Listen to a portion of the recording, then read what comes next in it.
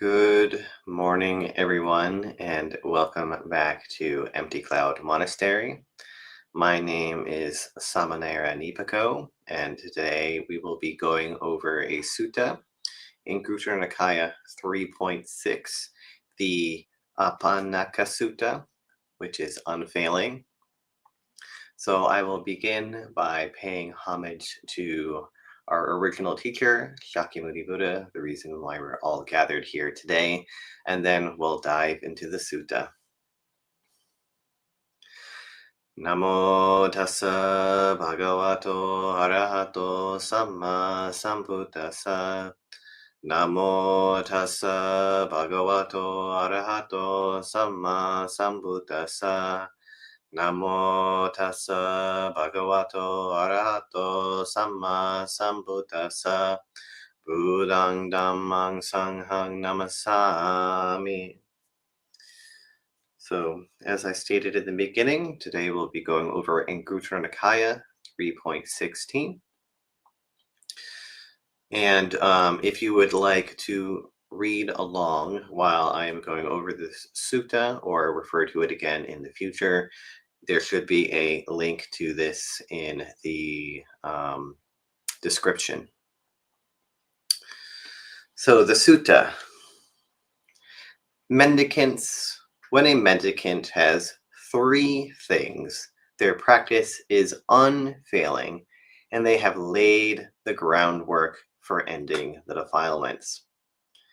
And immediately, this is something the Buddha is making clear is very important.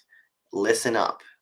What he's about to say, if you practice it diligently, you are guaranteed to end the defilements.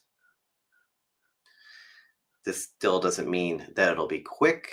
The amount of time it will take is the amount of time it will take, but it unfailingly will get you there once the conditions are ripe. So these three things that we're about to go through, perhaps you are practicing them perfectly rightly, even as a layperson.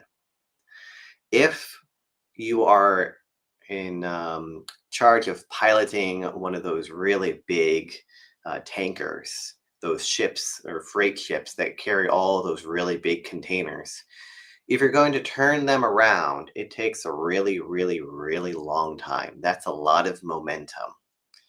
So you can think of your practice in the same way. However much momentum you have against these unfailing practices, it is going to take you however long it is, once you have undertaken them, for that momentum to cease so that you can turn around like that ship. So don't give up. Results are going to take however long they take, and they are most likely not going to be immediate. So, what are these three unfailing practices that the Buddha is talking about? What three? It's when a mendicant guards the sense doors, eats in moderation, and is dedicated to wakefulness. Sounds pretty simple, but in practice, it's definitely a lot harder than it looks on paper. So let's dig into these. And what I especially love about them is they are something you can do at any time. When you're awake and even when you're asleep, you're working with the sense doors. Most people eat every day, many people multiple times a day. And even if you don't eat for a couple days, you're going to have to eat at some point. And we spend a period of our time awake. We go to bed most days and we wake up most days. So there are so many opportunities for these. Endless opportunities. Very simple and yet not easy, uncomfortable even. So, how does a mendicant guard the sense doors? When a mendicant sees a sight with their eyes, they don't get caught up in the features and details. If the faculty of sight were left unrestrained, bad, unskillful qualities of covetousness and displeasure would become overwhelming. For this reason, they practice restraint, protecting the faculty of sight and achieving its restraint. So, something that I occasionally hear asked when this phrase is brought up is, what does the Buddha mean when he says, don't get caught up in features and details? So, I thought I've never actually looked at the Pali for this before, so let's see what this is being translated from. The first term, and excuse my pronunciation if either one is not pronounced correctly, is nimitagahi, and this is grasping the external characteristics, focusing on prominent features, and it literally means grasping at signs. So you'll often see signs as a translation, or signs and I'm forgetting how Bhikkhu Bodhi actually translated it now, but you'll see signs translated for this term elsewhere from other translators. But what I especially like about this definition is focusing on prominent features. I think that this is very clear. So let's see you see something with the eye. Using a common example, which ties in with the next one, food. And let's say you've been spending time in a monastery and you're eating a lot of simple foods. So maybe oatmeal, peanut butter, bread, beans, boiled vegetables, and you're getting bored of it. You're like, ugh, this is nutritious, but it's not very tasty. And then, and this actually happened recently, somebody brings some pizza or another dish that you really like. One of the residents told me that they were so excited. They're like, yes, finally, I get some good food, pizza. And they brought other things too, that most people would consider to be yummy and delicious. And then this person told me afterwards that they ate way too much and they regretted it. So they were unrestrained in the sense stores here.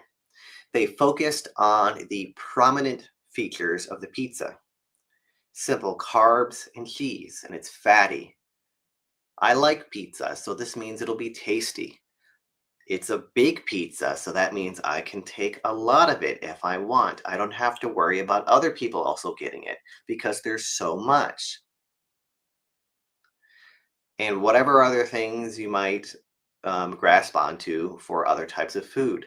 So maybe it's you really like sweets, like, cheesecake. In this time, it's raspberry flavored, or I don't know, you really like chocolate chip cookies and you can smell that they had just finished baking them before the Sunday program. Whatever it may be, whatever is attractive to you, not restraining the sense doors. This creates so much craving and suffering. And this might not be immediately obvious. It becomes more obvious when you don't get it, or if it's disappointing.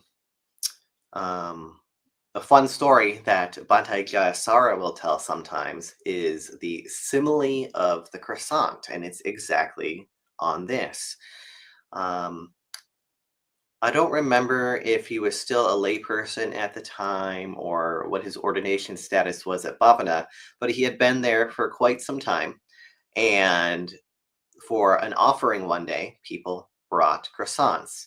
And he was doing this practice at the time where he was the last person in line and just taking whatever was left. And by the time he got to where the croissants were, there was two people in front of him, and there's only two croissants. And prior to that, he was like, I really want a croissant. I really want a croissant. I really want a croissant.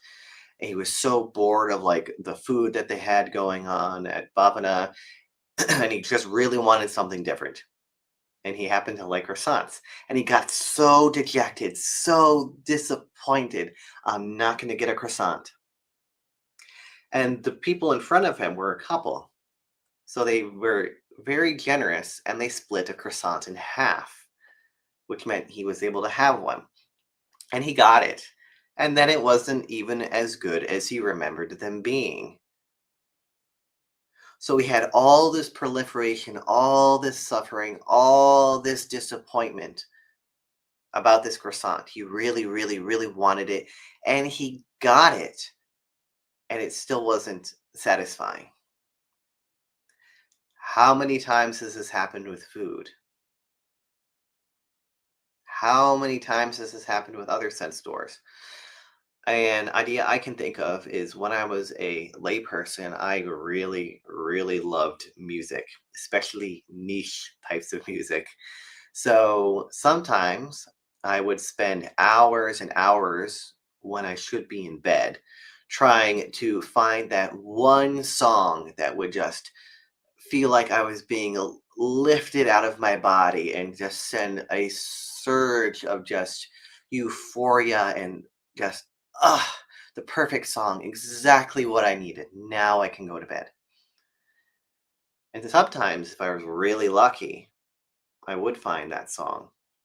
But most of the time, I would just spend 5 to 10 seconds listening to something. Nope, not this. Go through the next one. Nope, not this. Go through the next one. Nope, not this.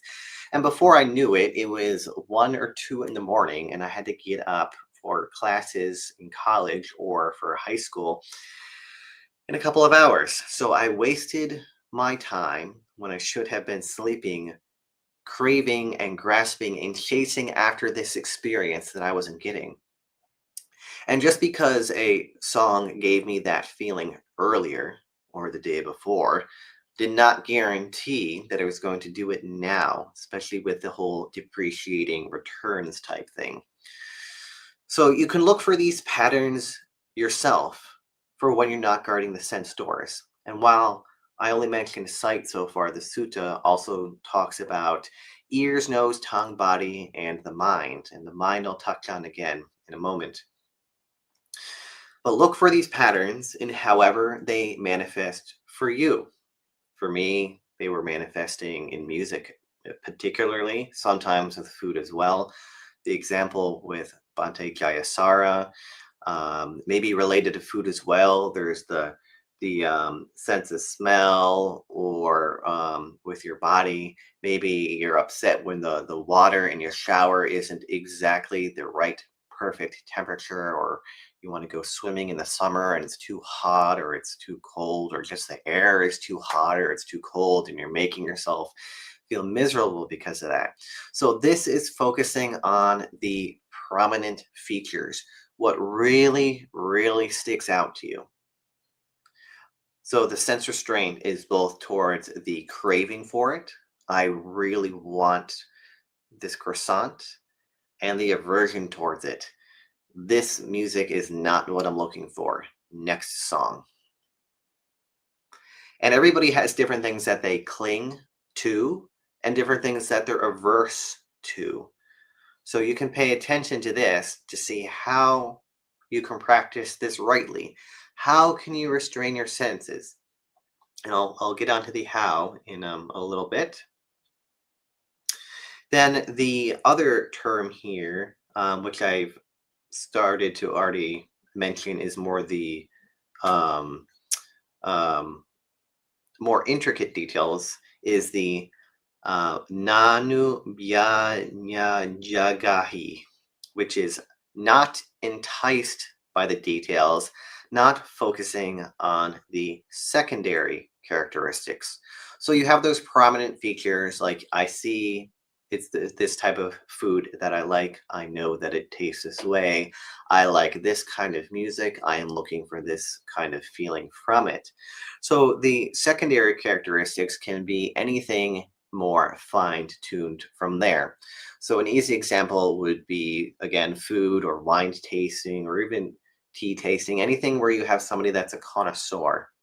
They're looking at the secondary characteristics, which can be anything from somewhat coarse or very coarse to very refined. So an example here is we will sometimes have a mindfulness tea session. And the point of this is it gets you to have a lot of attention to what's going on with senses that people often ignore. So, how does something feel in your mouth? How does something smell?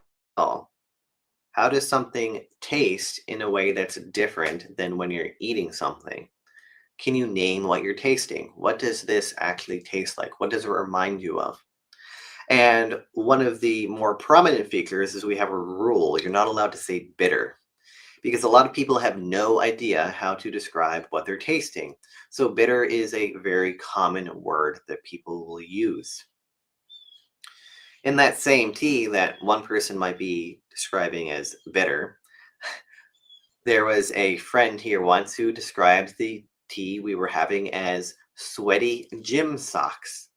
Another person was describing it as honeysuckle with a little bit of musk and an earthiness to it, like a white birch or some other sort of light tree.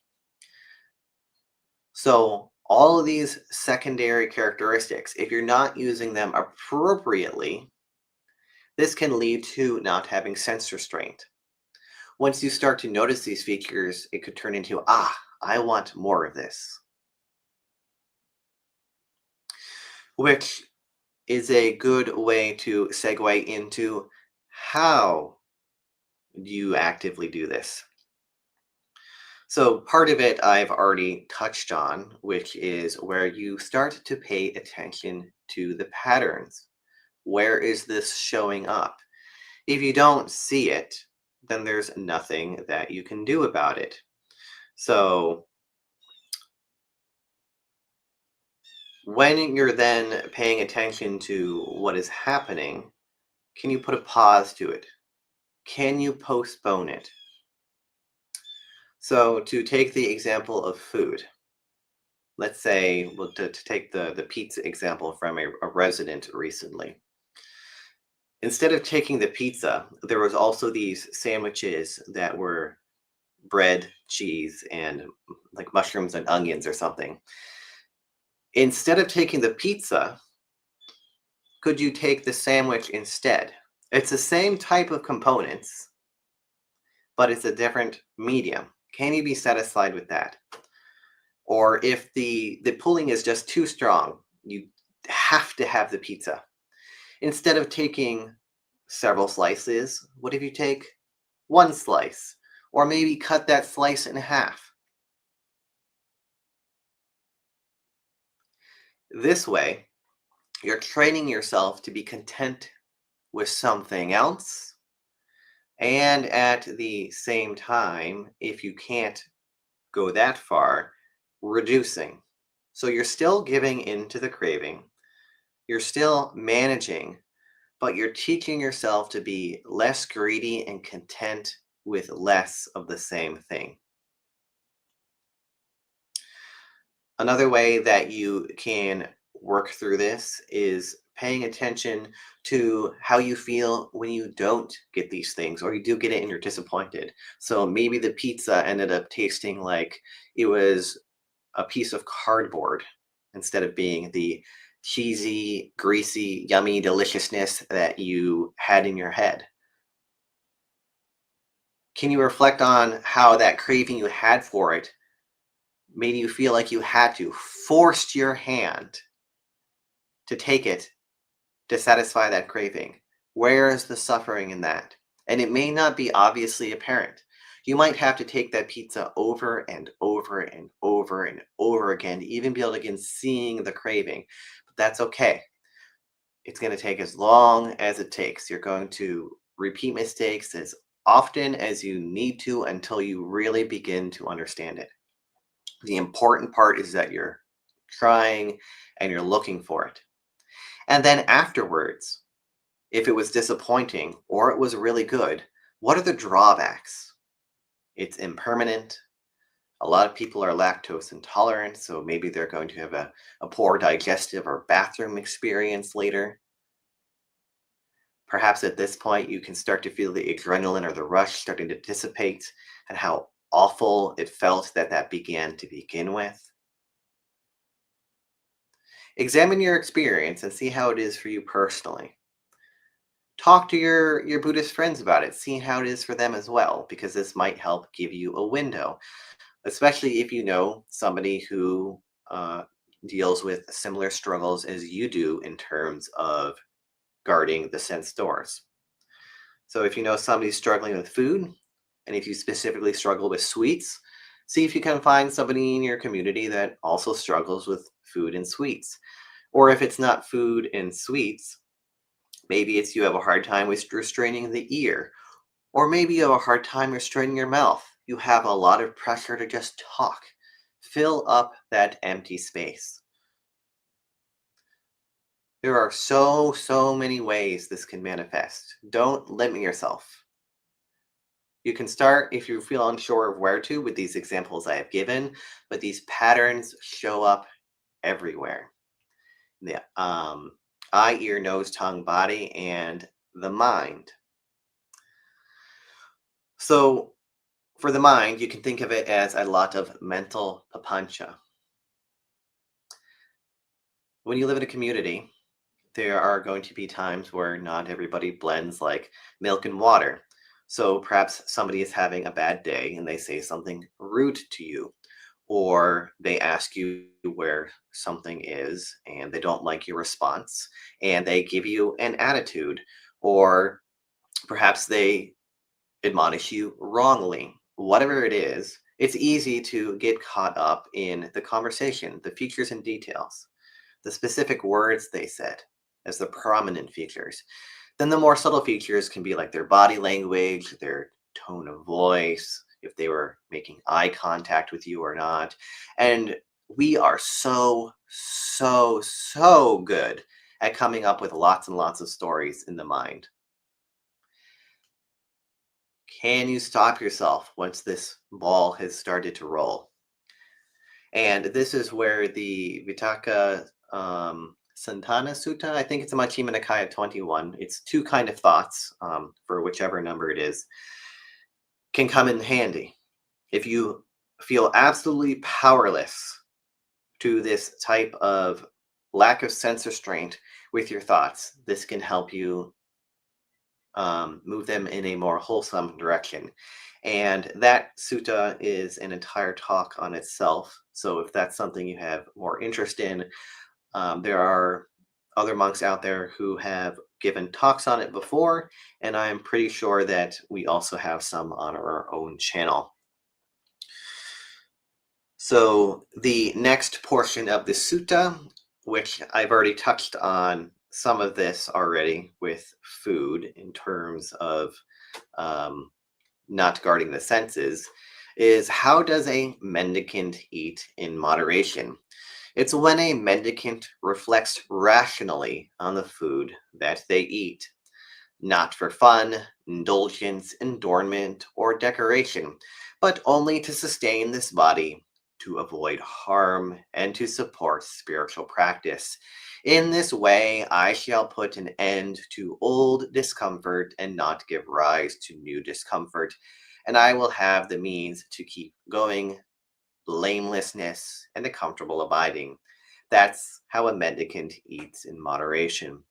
So we chant this, but a Bhante Sudhasa's translation, every day in the Pali before we eat.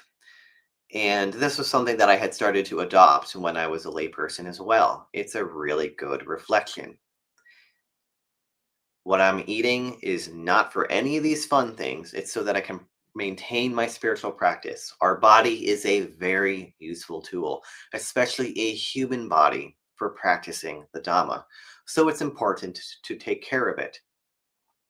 So one way that I'll do this, especially if there is foods that I particularly want to take, is how many bites am I going to take?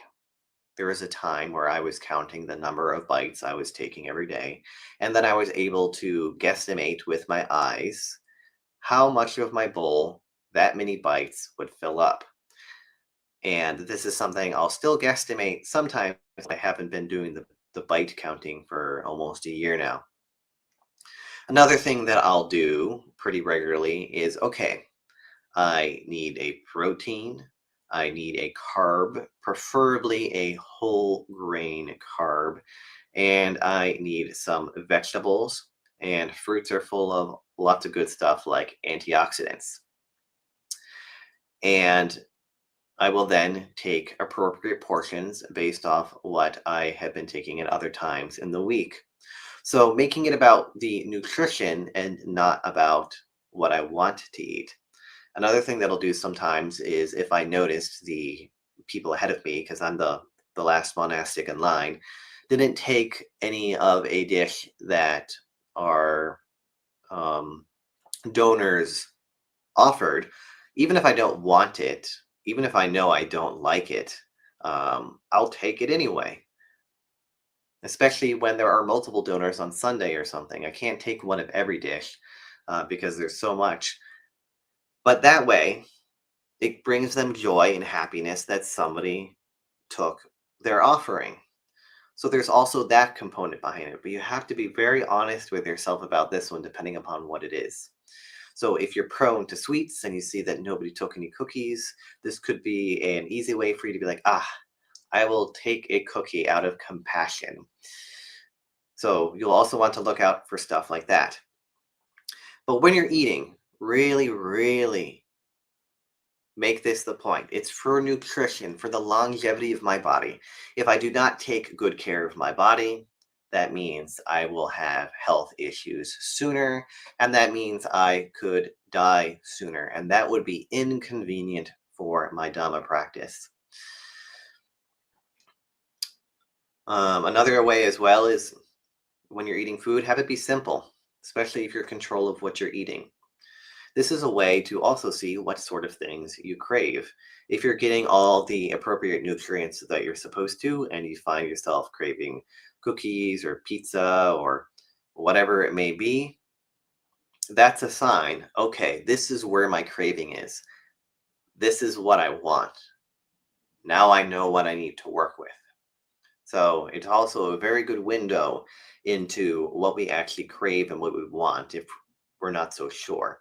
And sometimes it may take a while for these things to pop up. Something Bhante Sudaso said to a member of this community at one point who was asking about food is that in monastic life, it usually takes about 5 years to start to get this under control. So this is a long-term project, even for people in monastic life, if food is something that they struggle with. So even more in lay life, when you have quite a bit of control over what you're eating. The last one now is, and how is a mendicant dedicated to wakefulness? It's when a mendicant practices walking and sitting meditation by day, purifying their mind from obstacles. In the first watch of the night, they continue to practice walking and sitting meditation. In the middle watch, they lie down in the lion's posture on the right side, placing one foot on top of the other, mindful and aware and focused on the time of getting up. In the last watch, they get up and continue to practice walking and sitting meditation, purifying their mind from obstacles. This is how a mendicant is dedicated to wakefulness. So, in terms of practicality on this for a lay perspective, if you're somebody that likes to sleep a lot, this can be something that is a struggle. And perhaps it's a health thing. And if that's the case, that's a little bit different than somebody who's doing it purely for pleasure. And if it's a health thing, then in that case, do your due diligence to take care of it. That way, you can spend your time wakeful and practicing the Dhamma in whatever way may be appropriate. Maybe it's something formal like the sitting and walking meditation mentioned here, or perhaps it's something more informal like practicing right speech while spending time with your family in the afternoon, or since it's around the holiday season with your chaotic family as you're all getting together for past Christmas or the upcoming New Year. Another way is making sure that again, you're taking care of your body, that you're getting enough sleep, going to bed at an appropriate time. So, not doing what I did and stay up all night trying to find the perfect song or watching shorts on YouTube or TikTok or whatever people do these days. Um, Actually, tending to your needs, having good sleep hygiene. That way, when you do go and meditate, that way, when you go to work and you have to interact with people, it'll be easier to practice right speech, to be alert, and to practice the Dhamma accordingly. And when you sit, it'll make it less likely that you fall asleep. Often, people fall asleep when they're meditating because they're tired and they associate relaxing with sleeping. Another way that you can practice this as well is when you go to bed, being very intent on the time you wake up. If I do this, I don't even need an alarm clock. I will wake up before my designated time to be ready to go do whatever I need to do. If I have any wishy-washiness whatsoever, like, I don't know if I want to wake up at this time, or I really don't want to, so maybe I won't do the thing. Even if I don't want to, but I know I need to do the thing, I'll get up anyway. So being really intent with the time you're waking up and sticking to it. And if this is something you have a hard time with, there are all sorts of apps out there that can help you with this. Apps where you have to do math programs to shut off your alarm, where you have to go scan a QR code in another room, all sorts of stuff. So if this is something that's really strong within you, be willing to work with it. Find creative ways to be wakeful and at the same time take care of your body and be well rested. So many people have poor sleep hygiene and don't get enough sleep. So this one is really, really important to emphasize. And balancing it. So not sleeping too much and not sleeping too little. And that amount is going to be different for everybody. So I had peeked at the comments a little bit ago and it seemed like there was quite a lot. So I think I'll transition to questions at this point.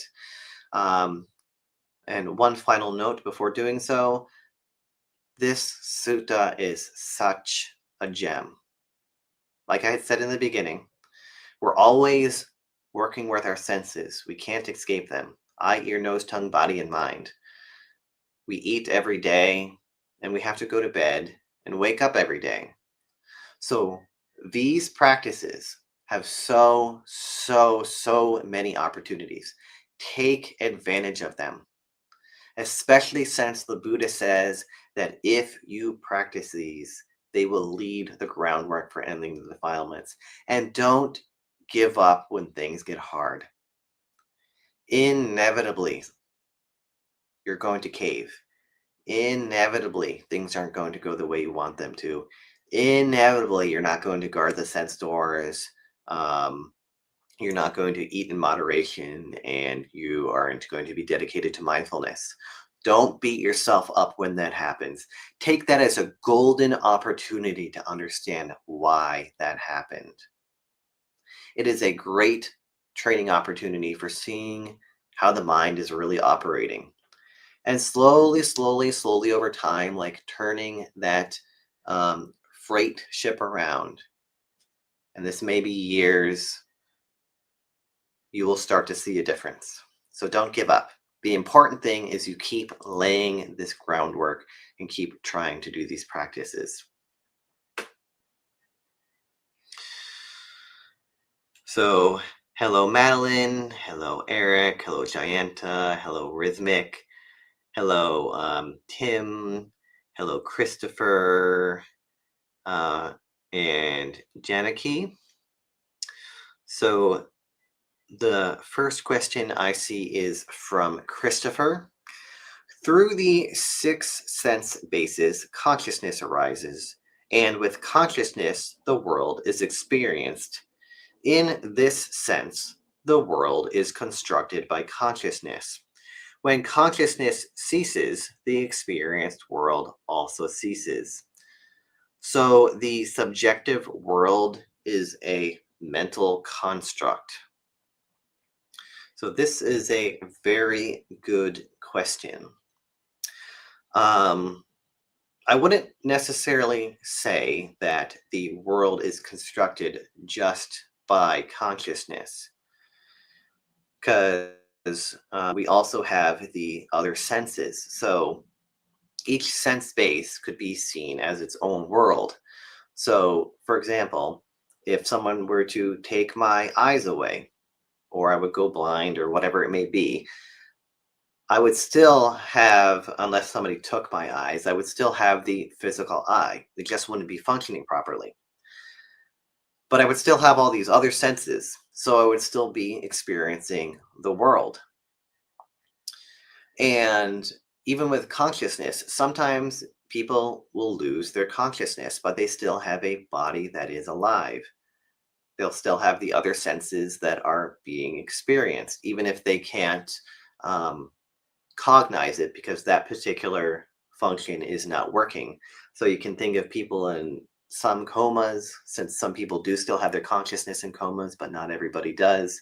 That could be an example of where the other bases are still working, but the person that is in that situation is not aware of them due to the circumstances. So each sense base is, in a way, a world. But yeah, the subjective world is based off of how we experience these things. So this conversation we're having right now, even though in theory it is about the same thing, we are very likely having a different conversation because perhaps I'm misunderstanding what you were asking here. Or if you and I were having a conversation in person, maybe I'm misunderstanding your body language, or the way that you're phrasing things, the way I'm understanding it is different than the way that you're actually meaning to express them. And likewise, maybe the way that I'm speaking is a tone that you don't like, or my body language, or maybe even just the way I look. There's something where, even though in theory we're having the same conversation, the same experience, we come away from it feeling like two completely different conversations happened. So this is all based on how we experience our different senses: eye, ear, nose, tongue, body, and mind.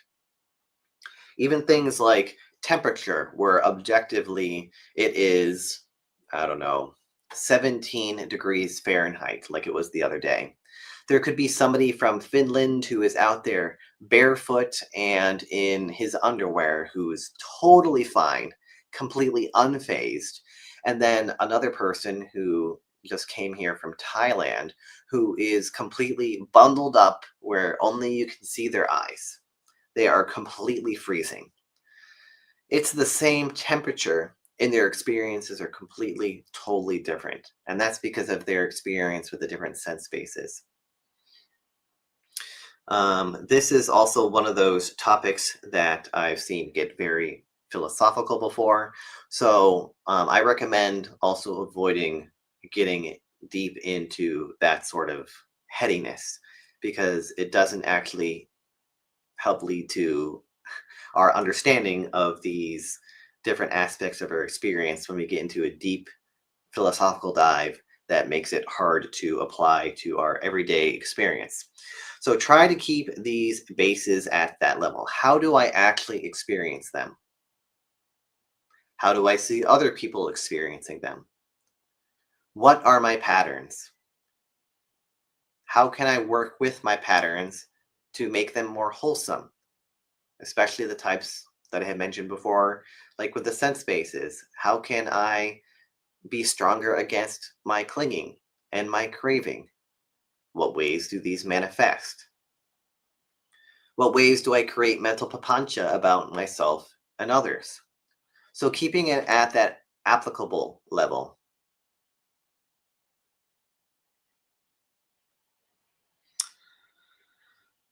Then Tim asks, is the meal chant words to rid current unpleasant feelings and not produce new unpleasants equate to moderation in eating?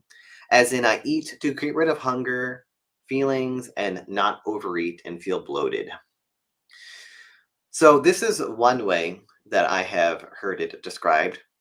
So, by getting rid of current unpleasant feelings, you have hunger.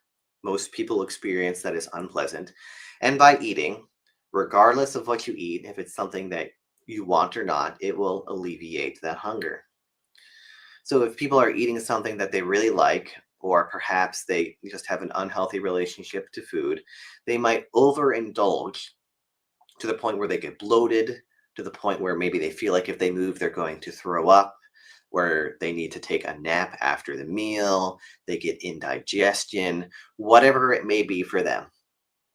And for some reason, somebody tends to overindulge in the food.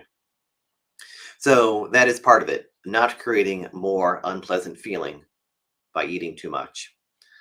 Another way is even if you don't necessarily get those physical symptoms, if you just eat something purely out of craving, like perhaps you eat the right amount, but you took too much sweets. I have a minor allergy to processed sweets, so it's more like an intolerance. So if I do something like that, I'm going to feel it. I will feel awful, even if the amount of food in my stomach is perfectly fine.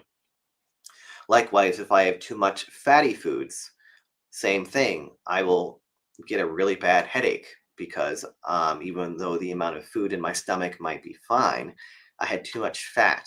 And sometimes this isn't even an option. I go out on alms round quite a bit. So it's helped me start to learn some of these things that happen to me depending upon what I eat. So when you have control over what you're eating, not going into your craving and creating that unpleasant feeling.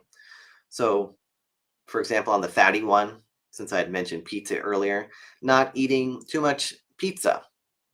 Maybe just taking that one slice so that you get some fats and some carbs and a little bit of protein, but not to the point that you could give yourself a headache. Or with the sweets, maybe you find that they do help give you some energy throughout the day. So you can take it in moderation. How much do I actually need? But it won't make me feel sick. And there could also be mental feelings of unpleasantness after. I did it again. I took too much of this type of food that I don't need. I took too many sweets. I took too much pizza. I didn't need it. And even though I feel physically fine, I feel awful mentally. So, any way that new unpleasant feelings could be arisen, not doing that. It doesn't necessarily just have to be the obvious way of overeating.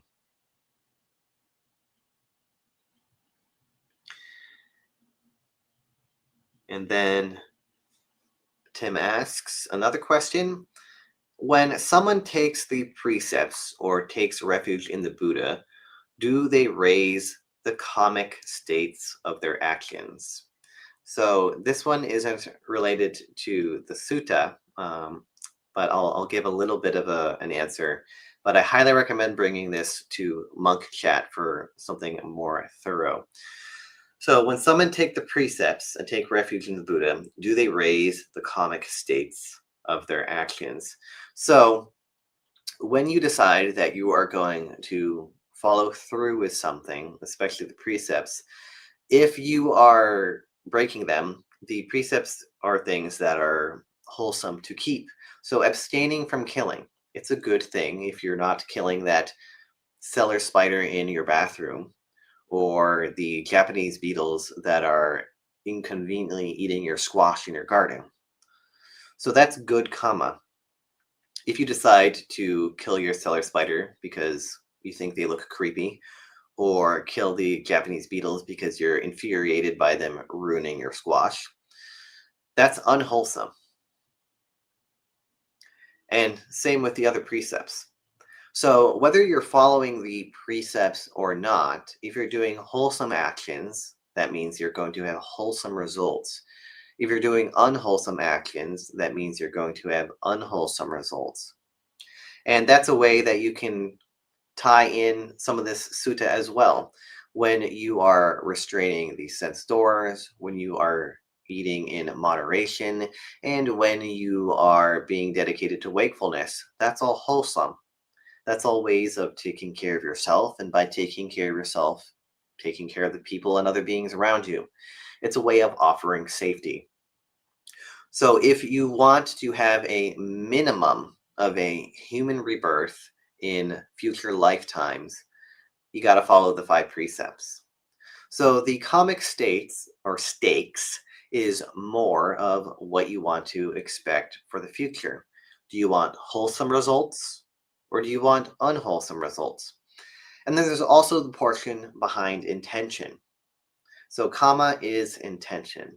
So if you intend to not kill something, that is good karma. If you intend to not kill something and it happens accidentally, there's still some karma of negligence, but it is much, much, much less than if you had intentionally killed the being. So there is taking that into account as well. And then on the unwholesome side, you can think of the same thing. If I do these unwholesome deeds, I'm going to be impacted by it, and so are these other beings. I don't want beings to hurt me, steal my stuff, hurt my family, steal their things. I want to feel safe around people. I want to give them that same safety. So it's a way of working with these to help keep that muscle growing. So I feel like taking them on has a little bit more of a comic consequence in a wholesome way when you're maintaining them. And also, if you break them, depending upon your intention at the time, then yeah, they're unwholesome. So the unwholesome amount might be greater because you had the intention initially to not break them.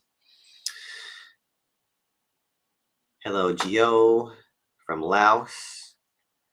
And Gregory asks, and this will probably be the last question. Venerable, do you find that when you are meditating a lot, you need to sleep less? Apologies if this question has already been answered. If my quality of meditation is high, then yes, I find that I need to sleep a lot less. I also find that it is easier to fall asleep when my meditation quality is higher. And other aspects of my practice as well. Like if my sila is strong, if my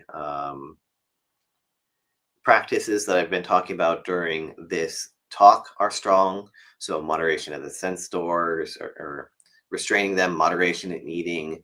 That also helps with the wakefulness because my body feels relaxed, energized, and refreshed. So that makes the practice easier. There have also been many retreats that I've been on where you're getting like 4 or 5 hours of sleep at night, but because you're meditating for 7, 10, or 16 hours a day, you don't need to sleep as much because you're getting that same restfulness and joy, rejuvenation from your meditation. Your meditation quality does need to be a certain extent. So if your meditation is not very strong, or if your other aspects of your practice as well aren't very strong, then you might actually need to sleep more at first because it can be very tiring when you're first learning how to do these things. So it all depends upon where you are in the practice in regards to your meditation and other aspects. If you're meditating a lot and you're finding you're still having a hard time sleeping, that means either something in your meditation needs to be adjusted or other aspects of your practice would also need to be adjusted. Good to note as well is also sometimes it doesn't matter how much you meditate, how good your practice is. If you have something like sleep apnea, then you just need to take care of yourself there. So taking into consideration what your bodily needs are and where you're at in the practice. And that's all that's coming to my mind for that. So I think I will conclude the talk here. So thank you everybody for attending this morning. I hope that this talk was helpful. I've already said it a couple times, but I'll say it one more time. These practices are so accessible, so simple. They might be difficult at times. They might be very, very difficult at times, but they are always, always available. If you're ever unsure of what you can do in your practice, come back to this sutta. There is something you can find in your daily life that you can benefit from for this. So, like I also say sometimes, be willing to be creative with it. Pay close attention. Look at it like a puzzle. I am working to be free from suffering. How wonderful. How am I making myself suffer, and how can I make it be less? And this is a great, great, great way to do it. Simple, profound, but not easy. So may you all be happy, well, and peaceful. May you always have access to the Dhamma, affinity to practice the Dhamma, good conditions to practice the Dhamma, always be reborn where the Dhamma is available, and may you soon realize the threefold bliss. So, Sukhi Hotu, and until next time, may you be happy, well, and peaceful. And one small announcement, just in case people haven't heard, is our monk chat has now been moved to 8 o'clock a.m. Eastern Standard Time so that Abante Sudaso and Ayasoma can join in from over in Italy. And we will no longer, for now, be having our Friday evening live stream at all. So feel free to tune in for our new monk chat time. And if you can't attend in live time, you can put in a question early, but don't put it in too early. Otherwise, YouTube deletes them for some reason. So until next time, may you all be happy, well, and peaceful.